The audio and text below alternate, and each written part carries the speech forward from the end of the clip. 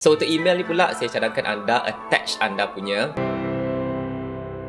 Right is the ring of words when the right man rings. Assalamualaikum semua dan apa khabar? Saya harap semua sihat. Selamat kembali ke kita punya mega series Oxford Kesarjanaan Muka Rindu ini. Dan dalam episod yang kali ini saya akan kongsi dengan anda 8 steps bagaimana kita boleh apply pengajian PhD kita lah. Dan saya akan gunakan saya punya pengalaman ketika saya apply pengajian PhD saya di Oxford University, United Kingdom lah. Baik, kita mulakan dengan step yang pertama ini, yang mana of course lah kita ikut Simon Sinek, yang saya pun sangat setuju bahawa kita kena start something dengan kita punya big why kita. Apa big why kita? Kalau masa saya sambung PhD hari tu, selain untuk saya explore lagi tentang bidang mechanobiology, which is an extended version of biomechanics, saya ada beberapa personal reasons lah kenapa saya sambung PhD ketika itu. Yang pertama, mungkin ramai yang dah tahu bahawa saya betul-betul nak advancekan lagi saya punya bahasa Inggeris, kerana saya yakin bahawa insyaAllah lah Allah dah berikan beberapa bakat yang ada dalam diri saya untuk saya kongsi dengan masyarakat lokal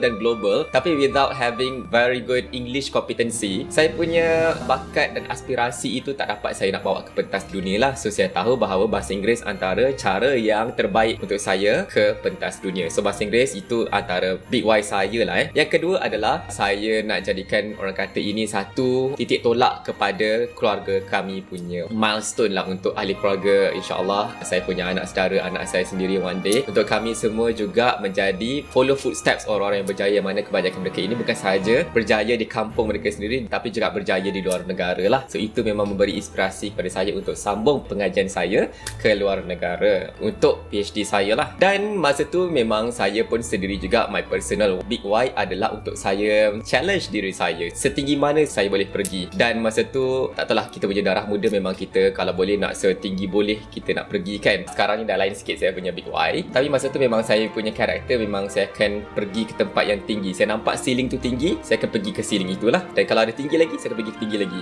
Tapi sekarang saya tahu saya pun ada karakter yang sama, tapi at the same time saya membumi jugalah. Menuju ke langit tapi kaki tetap membumi lah. Itu memang sekarang saya dah lebih matang sikit lah, dah berusia kan. Dan masa tu memang saya tahu untuk sampai ke level yang lebih tinggi, which is professorship, memang PhD adalah salah satu step untuk saya dapatkan cita-cita saya untuk menjadi seorang profesor. Masa tu memang saya nak jadi Vice Chancellor. Sekarang saya ada mission yang berbeza sedikit. Nak tahu apa dia? Teruskan subscribe channel saya lah. InsyaAllah saya akan kongsi dengan ada beberapa path yang mana kita sebagai manusia kita boleh pilih untuk kebaikan kita, keluarga kita dan masyarakat sekeliling kita lah. Baik, sebelum tu saya pun nak kongsi sedikit berkenaan dengan ketika anda nak mencari big why itu. Saya sangat galakkan anda kuatkan anda punya emotional intelligence, ataupun untuk yang beragama Islam, anda kuatkan anda punya ikatan silaturahim itu anda dengan Tuhan anda, dengan Yang Maha Esa itulah. Saya ingat lagi masa tu sebelum saya fly ke UK tahun 2011, saya telah dipilih oleh Allah SWT, diberikan rezeki untuk saya menggantikan kakak sulung saya untuk saya pergi umrah. So basically masa saya pergi umrah itu, ingat lagi 1 bulan sebelum saya fly untuk ganti kakak saya, masa dia pregnant tak boleh nak pergi, saya pergi umrah dengan mak abah saya lah. So ketika sampai di Mekah itu, memang keliling Kaabah, saya ingat lagi the moment saya betul-betul berdoa dekat Allah SWT.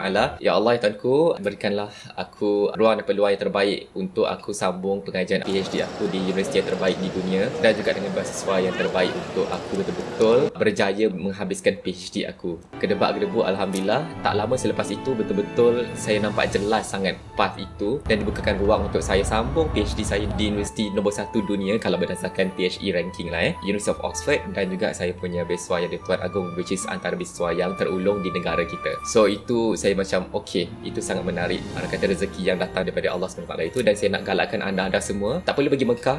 Kalau anda pergi Mekah itu bagus, tapi kalau anda dapat juga praktis solat malam, solat duha dan sebagainya, untuk anda dapatkan clear mind, hati yang cerah juga, untuk anda dapatkan the big why itu. Dan mudah-mudahan anda punya path untuk anda sambung pengajian anda itu dibuka luas dan diberkati step by step. Itu yang kita nak cuba dapatkan. Okay? Baik, step yang kedua selepas kita dah jumpa kita punya big why adalah kita cari research topik kita. Ini pun saya dah kongsi dalam video yang sebelum ini, saya ada letak link di bawah. Kalau saya boleh kongsi sedikit, anda pilih topik yang ikut anda punya minat dan juga market realities lah. Kita tak nak kita buat something yang short sendiri kan. So kalau saya boleh kongsi, ada 2 jenis research yang anda boleh buat untuk PhD anda. Yang pertama adalah fundamental research. Anda nak strengthen the body body of knowledge ataupun nak bridge knowledge gap. Itu yang pertama. Yang kedua, punya jenis research adalah orang panggil applied research. Sebagai contoh, anda nak hubungkan antara academic knowledge dan juga industrial application. Nak tahu lebih lanjut, anda boleh pergi dekat video satu lagi, saya ada letak link di bawah. Baik, step yang ketiga ini simple saja. Selepas anda dah jumpa anda punya topik itu, anda boleh terus cari universiti lah. Universiti ataupun sekarang ni kita dah ada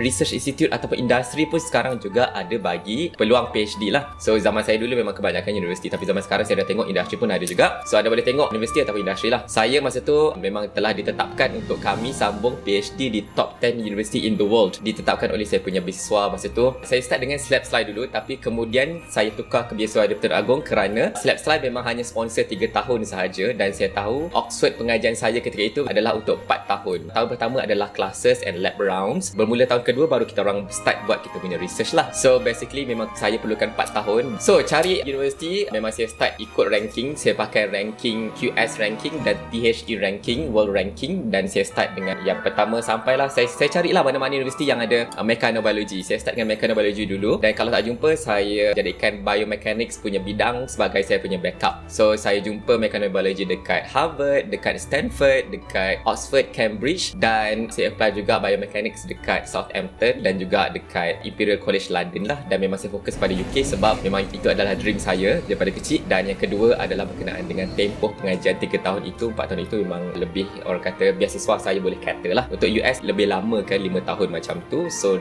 memang secara realistik UK adalah lebih realistik. So bila anda dah senaraikan semua, anda dah jumpa nama-nama profesor, nama-nama center dan sebagainya yang memang dah sediakan PhD program, anda boleh email mereka lah. So untuk email ni pula saya cadangkan anda attach anda punya, okay, by the way, skrip untuk anda email saya ada letak di description box di bawah. Anda boleh guna kalau dan adjust lah ikut anda punya selera. So saya cadangkan anda attach anda punya CV, recommendation letters 3 kalau boleh. Ada universiti minta 2 sahaja, tapi kita bagi lebih lah, 3 lagi bagus. Alright, dan satu lagi transkrip peperiksaan anda attach juga, dan result IELTS untuk UK memang pakai IELTS lah. Okay, menarik tentang IELTS ni kerana untuk Oxford mereka nak 7.5 IELTS minimum. Saya dapat 7.0, tapi saya dapat juga masuk Oxford. So pengajaran di sini walaupun ada minimum requirement kita tak lepas, kita kurang sikit, apply je. Mungkin anda ada kelebihan lain yang mana saya akan kongsi dalam part yang seterusnya lah. Okay, dan juga attach beberapa research paper anda yang anda dah publish ketika zaman masters anda lah ataupun zaman degree. Attach saja dekat email tersebut dan email dekat these potential supervisors, dan pakai juga anda punya unfair advantage. Sebagai contoh, saya masa tu memang saya email dan saya beritahu dekat those professors, those lecturers, saya dah ada funding. Itu memang kalau saya sekarang pun saya jumpa potential student yang dah ada funding dan lepas minimum requirement, saya akan proceed to the next step. So kalau zaman sekarang, saya cadangkan anda buat tambahan lah. Sebagai contoh, anda update anda punya LinkedIn profile, anda punya website. Dekat website tu anda letak anda punya research experience, societal engagement dan sebagainya untuk anda stand out. Dan kalau ada video resume pun memang sangat membantu. Step yang kelima, once anda dapat respon, anda dah boleh arrange untuk phone interview, video call dan sebagainya. So anda boleh teruskan ke the step lah. Kalau saya masa tu saya apply untuk Oxford,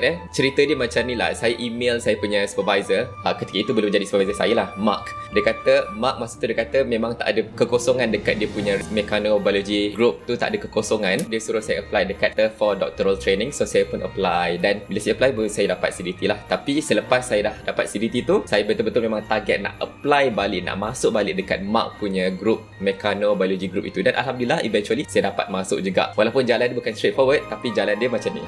So pengajaran sekali lagi dekat sini bahawa kalau anda tak dapat plan A, anda guna plan B untuk dapatkan impian anda. Okay, baik, step seterusnya adalah selepas anda dah interview apa semua, dan insyaAllah kalau ada rezeki anda diterima oleh anda punya potential supervisor itu, normally anda akan didirectkan ke admin akan take over lah untuk official application process. Dan kalau okay semua, insyaAllah anda akan diberi unconditional offer letter. Itu yang terbaik. Ada some universiti dia bagi conditional offer letter kalau anda tak ada funding, anda ada beberapa syarat-syarat yang tak lepas, diorang akan bagi conditional offer letter. Tapi yang ideally speaking, unconditional offer letter, dan anda pakai this offer letter untuk anda apply beasiswa. Anda punya application untuk funding scholarship itu akan lebih kuat berbanding kalau anda pakai conditional offer letter. Dan itu adalah step yang ketujuh lah, yang mana anda boleh apply beasiswa ataupun scholarship menggunakan anda punya offer letter itu. Itu memang saya pun apply. Saya masa tu saya apply beasiswa Agong dengan menggunakan offer letter Oxford, dan memang kuatlah saya punya application itu. Ya. Baik, untuk beasiswa saya pun ada share beberapa tips dan informasi berkenaan dengan beasiswa yang di Pertuan Agong. Anda boleh tengok link di bawah, dan insyaAllah mudah-mudahan bermanfaat kerana beasiswa Agong ni dia banyak advantage ya. Cuba yang terbaik untuk dapatkan beasiswa Agong. Step yang seterusnya adalah once anda dah ada ada beasiswa, anda dah ada offer letter dan sebagainya, dan anda diminta untuk terus ke next step, which is untuk apply visa. Ini ikut negara. Kalau untuk UK, masa tu saya ingat lagi ramai yang share beberapa tips dekat website, dekat internet. So saya berterima kasih banyak kepada mereka-mereka yang berkongsi step by step untuk apply visa.